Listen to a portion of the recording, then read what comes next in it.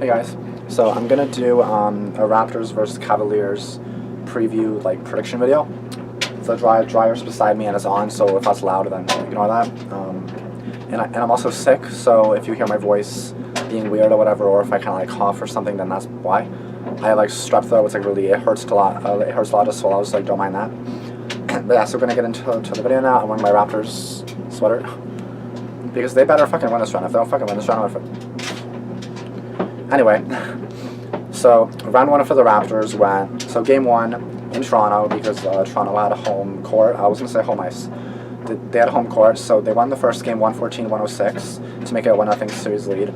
Game two was also in Toronto, and they won that one as well, 130-119, to take a 2-0 series lead back to Washington, with a chance to end it in game four in Washington with 2 wins on the road. They didn't do that. In fact, they lost the two games on the road.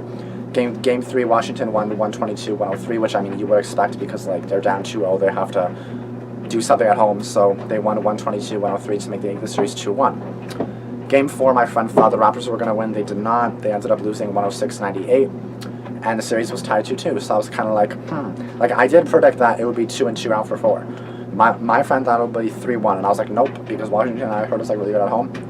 So then Toronto returns home to Toronto, and they get a 108-98 win to give them a 3-2 series lead, which was important. And this time they were able to close it out in Washington 102-92 for the 4-2 series win. So the Raptors win in 6 games, and they finally won in Washington. I remember a few years ago they got swept. Not this time. Anyway, so now moving on to the Cavaliers round one. So they played the Pacers. So game one was in Cleveland. Obviously Cleveland had home court. So the first game, Indiana actually won the game 98-80, an 18-point win to lead the series 1-0. No one probably expected that. So okay, cool. Game two, Cleveland wins by only 3 points, 100-97 to tie the series at 1. Game three in Indiana, the Pacers were able to win by 2, 92-90 to take a 2-1 series lead. Game four, Indiana lost 104-100. The series was tied once again at 2-2. Game five, back in Cleveland, the Cavs were able to win again by 3 points, 98-95 to take a 3-2 series lead.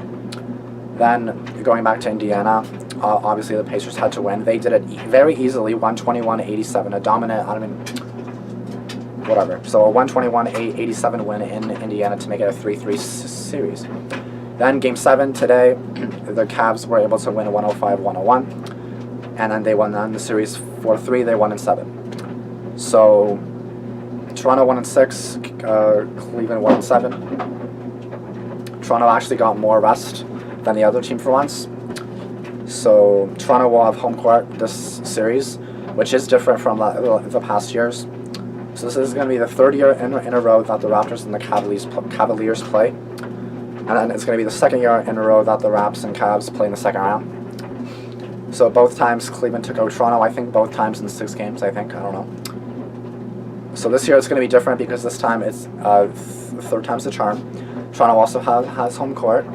And LeBron James is basically the only player we have to face. Literally, I'm not even joking. It's basically the Toronto Raptors versus LeBron James. I'm not joking. Anyway, so the number 1 Toronto Raptors, 59-23 versus the number 4 Cavs, 50-32. So now going into the preview. So the undercard, the undercard first round series were not easy for either team, but this is the heavyweight slugfest the Eastern Conference has been waiting for, at least since it became known that Boston will be without Kyrie Irving. Sorry. For much of the year, the talk in Toronto has been about the evolving Raptors offense, moving away from the repeated pick and rolls designed for Kyle Lowry and DeMar DeRozan, and toward an offense with more ball movement designed to get everyone involved and create open looks. It was a big part of the team's success, and the Raptors' assist percentage went from 30th in the league in 2016-2017, which was 47.2%, to 11th, which is 59.9%, which is a big change. The Raptors won a franchise-best 59 games. And as impressive as all that was, the real reason they were making all these changes was for this very series, to beat the Cavaliers, against whom they'd gone 2-8 in the postseason the last 2 years. Any path to the NBA Finals would, it appeared, run through Cleveland, and the brain trust of coach Dwayne Casey and GM, I don't know how to say this guy's name, Masai Ujiri, I don't know how to say his name, understood that that they could not beat the Cavs without a more versatile offense. Of course, a few things have changed in Cleveland since Casey and Ujiri masterminded this offensive reboot. The Cavs overhauled their roster at the trade deadline in early February, bringing in point guard George Hill plus 3 players with little postseason experience: Jordan Clarkson, Larry Nance Jr., and Rodney Hood, and imbuing them with the hope that they could gain some valuable know-how down the stretch of the regular season. I'm like so tired now, like I feel like I'm on drugs. It hasn't quite worked out. Nance has been the energy and defense a big man off the bench the team hoped he'd be. But Clarkson has not had much impact, and Hood, who was averaging 16.8 points and 38.9% three-point shooting when he was acquired from Utah, struggled with the Cavs, averaging 10.8 points and shooting 35.2% from the arc. He has not exactly bounced back in the playoffs. Thus, the Cavs have been more reliant on LeBron James in the second half of the season and into the playoffs than they've been since he first left the team in 2010. He has had little help from teammates in the postseason. Kyle Korver was often the Cavs' second-best player until Tristan Thompson's revival on Sunday, and has had to carry Cleveland to this point. In the Cavs' first 3 wins of the series, they needed 46, 32, and 44 points from James to get the W, plus 45 points in a tough Game 7 victory.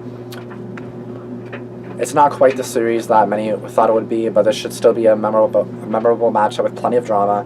One of the league's best regular season teams trying to douse its history of postseason flops against a prideful all-time great player whose supporting cast has let him down but is carrying them anyway. 7 games of that should be entertaining. No, it's really hard to swallow. I hate it. The key player. If there was any question of the value of Fred VanVleet to the Toronto bench, the first-round series against the Wizards showed it.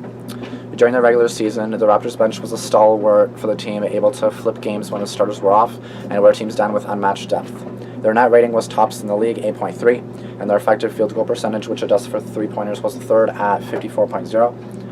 That has flipped, and the Raptors bench has been a nightmare. VanVleet has been out with a shoulder injury, and in the first 5 games against Washington, their net rating was minus 9.9, 14th among the 16 playoff teams. The effective field goal percentage has tanked down to 48.4%, also 14th among playoff teams. They've been hammered on the boards too, with a rebounding percentage of 44.5, last in the postseason. VanVleet can't fix all of that, but getting him back to stabilize the bench is a must for Toronto. The Cavaliers bench was above average in the regular season, even after the trades, but has struggled in the playoffs too. The Raptors need the reserves to be an advantage against the Cavaliers to have a shot in the series, and getting VanVleet back is an important part of that. The big number, the 104.9, Toronto, 8th in a defensive rating, 104.9 points per 100 possessions. In the regular season is a better defensive team than Indiana, 16th, 106.3. That could make the Raptors better suited to survive an individual onslaught from James. The Raptors do have the same problem as every other team in the East. No one can handle James one-on-one. During the season, it was mostly rookie OG Anunoby, and according to the NBA's matchup data, James shot 61.9% against Anunoby this season, but they can close off other scoring chances for the Cavs. 2 areas where the Cavaliers get much of their offense, spot-up shooting and transition, also happen to be 2 areas in which the Toronto defense excels.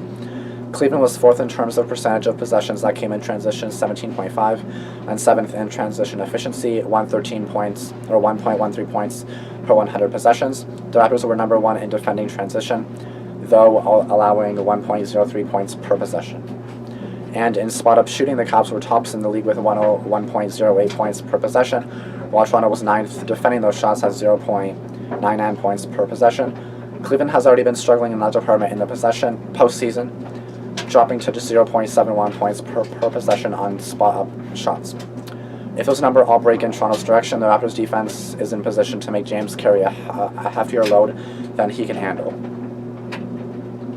So really quickly, the season series, the Cavs won 2-1. I don't have the actual games that they play. I don't have the results, but the season series went to the Cavs 2-1. So the series schedule, this series is going to start Game 1 in Toronto, Tuesday, May 1st at 8. Game 2 in Toronto, Thursday, May 3rd at 6. Game 3 in Cleveland, Saturday, May 5th at 8:30. Game 4 in Cleveland, Monday, May 7th, 8:30. Game 5 in Toronto, Wednesday, May 9th. The time to be determined. Game 6 in Cleveland, Friday, May 11th, to be determined the time. And then in Toronto, Game 7, Sunday, May 13th, and the time to be determined. So that's the series will start on Tuesday. Today is Sunday. So now we're going to go into like last season's playoff results. So the Raptors were eliminated in the second round by the Cleveland Cavaliers. Cavaliers were eliminated by the Golden State Warriors in the NBA Finals. So a quick injury report for the Raptors. Fred VanVleet, shoulder, played 19 minutes in Game 6 against the Wizards and is expected to play in Game 1 versus the Cavs. For the Cavaliers, George Hill, back injury, played 19 minutes in Game 7 against the Pacers. The Toronto Raptors projected a starting lineup. Kyle Lowry, DeMar DeRozan, OG Anunoby, Serge Ibaka, and Jonas Valanciunas. My furnace is turning on, so I'll try to talk a bit louder. And the Cavs projected starting lineup: George Hill, J.R. Smith, Kyle Korver, LeBron James, and Kevin Love. So Raptors will win if the Raptors have had their struggles with the Cavs in the past, but there's a huge difference this year. On paper, they're unquestionably the better team. If Lowry and DeRozan play the way they've been playing and the offense continues its showing ways, they should be able to beat the Cavs. Defensively, they have the pieces and system to at least bother LeBron enough to make him work. One key to the series will be Toronto's bench, where they have a huge advantage, which will allow them to go on big runs when LeBron is out of the game. Yeah. To be honest, even today, my friend was saying LeBron's not in the game. Come on, Pacers, because like me and my friend both, and you know who you are, by the way. So me and him both wanted the Pacers to win because like we want the Cavs out because like fuck the Cavs. But so like when LeBron James was out, we were come on, like take advantage. Like he literally has to play the whole game like in order for them to win. That's bad. Like the Cavs definitely won't win this year. Like the whole thing, definitely not. I can guarantee that 1,000,000,000%. But yeah. So and then the Cavaliers will win if LeBron carried the Cavs to a first round win pretty much by himself. It was by himself. He won't be able to do that against the Raptors because they're just too good. Each member of Cleveland's supporting cast showed flashes during the opening round, but they're all going to have to be much more consistent for the Cavs to pull this one out. It starts with Love, who has to play like the All-Star, that he is. And then moving on to my prediction now. It's hard to say. The only thing the Raptors really have to worry about, in my opinion, is like LeBron James, because like it's not even like the Cavs are really. It's not even the Cavs that the Raptors are playing. It's basically only LeBron. In reality, this series, because of LeBron and only LeBron, will probably go and should go 6 to 7 games. As to who should win, Toronto should win, but will they is the question. My prediction, I can't say for sure. My prediction, I think they can for sure, and it's their best opportunity. So I'll say the Raptors will take advantage and win in 7. If Raps lose, I'm literally just done because like how are they gonna get better how are they going to get any better than this year, to be honest? Like, how?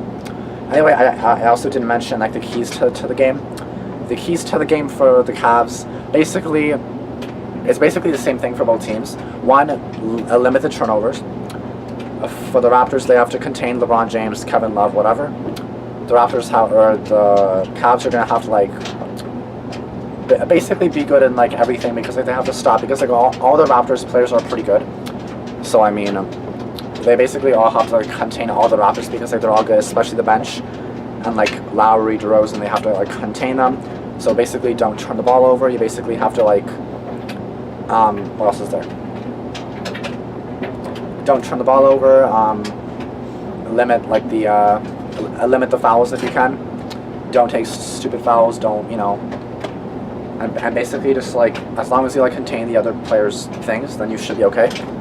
But it is hard to say in the series because like the Cavs obviously have won the past 2 times. This year the Raptors is like the best thing to do, but like or the best year for them to win beat the Cavs. I mean, and to be honest, make the finals. And to be honest, I think they should win the finals this year because like I don't see them getting any better than this. I mean, maybe they will. I don't know. But yeah, basically limit their turnovers. Don't take stupid like fouls. Threes are going to be important. Rebounding is going to be important. That's what I forgot. the threes and rebounding is also going to be like really important because obviously today I saw the Cavs and Pacers game. Like I basically saw the whole game. No fucking rebounds to the fucking Pacers. Like no wonder they fucking lost. You have to get fucking rebounds, you fucking bitches. Like what do you expect? Like you're just gonna fucking win without any fucking rebounds? No. So that's all obviously one key. And obviously 3-pointers is a big key. If you go like 0 for 10, then that's like literally like if you miss like 5 3-pointers, that's like what 3, 6, 9, 12. That's like 15 points missed already. You know what I mean? Like you gotta make your threes, you gotta get the rebound, you gotta make all your foul shots. And yeah, just contain the really good players and basically contain the whole team. So again, I'm gonna say Raptors in 7. I hope I'm right. These bitches better win. And that's all I'm gonna really say. So I hope you guys like this video. I'll see you guys in the next one, and wish me luck because I need to get rid of this fucking annoying ass freaking strep throat. Anyway, thanks for watching. See you in the next video, and you better subscribe if you haven't, because like I'm gonna beat y'all bitches ass if you don't fucking subscribe to me. I'm fucking amazing. You have to fucking subscribe to me. So yeah, fuck you guys. Bye.